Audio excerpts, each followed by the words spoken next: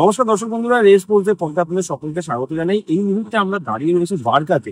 এই বারকাই হলো Churchill brothers. আপনারা জানেন এই দলটা, গোয়ার এই ক্লাব, ভারতীয় ফুটবলে কিন্তু যথেষ্ট দাপটের সঙ্গে একটা সময় ফুটবল খেলেছে এবং এখনো তারা যে ভারতে আই লিগ তারা যে খেলে, যথেষ্ট দাপটের সঙ্গে কিন্তু তারা ফুটবল খেলে এবং এই বারকাটাই কিন্তু তাদের পীঠস্থান। এবং এই চার্চিল ব্রাদার্সের কর্ণধার আলেমাও চার্চিল, তিনিও কিন্তু এই বারকাতেই থাকেন এবং এই মৌসুম আপনারা জানেন যে আই লিগ চ্যাম্পিয়ন দল হিসেবে কিন্তু এই চার্চিল ব্রাদার্সকে ঘোষণা করেছিল এআইএফএফ। মাঠে খেলে এই চার্চিল ব্রাদার্স কিন্তু আই লিগ চ্যাম্পিয়ন হয়েছিল, কিন্তু সেখানে একটা বিতর্ক তৈরি হয় যেখানে ইন্টার কাশি তারা ক্যাশে যান এবং ক্যাশে যাওয়ার পর যেটা সিদ্ধান্ত হয়েছে যে ইন্টার কাশি তারাই এই মৌসুমের আই লিগ চ্যাম্পিয়ন এবং আগামীকাল তাদের ম্যাচ রয়েছে এবং সেই ম্যাচের পর বাম্বলিং স্টেডিয়ামে কিন্তু আই লিগ ট্রফি তাদের হাতে তুলে দেওয়া হবে। কিন্তু আমরা দেখতে পাচ্ছি এই মুহূর্তে, আপনারাও দেখতে পাবেন বারকাতে, আমি এই মুহূর্তে যে জায়গাটাতে দাঁড়িয়ে রয়েছি আমার ঠিক পেছন দিকেই চার্চিল ব্রাদার্সের পুরনো স্মৃতি হিসাবে কিন্তু তাদের আই লিগ ট্রফিটা নিয়ে, তাদের চ্যাম্পিয়ন দলকে নিয়ে কিন্তু সেই ফটোটা রয়েছে এবং সেখানে লেখাও রয়েছে যে champions of India I league 2024-25।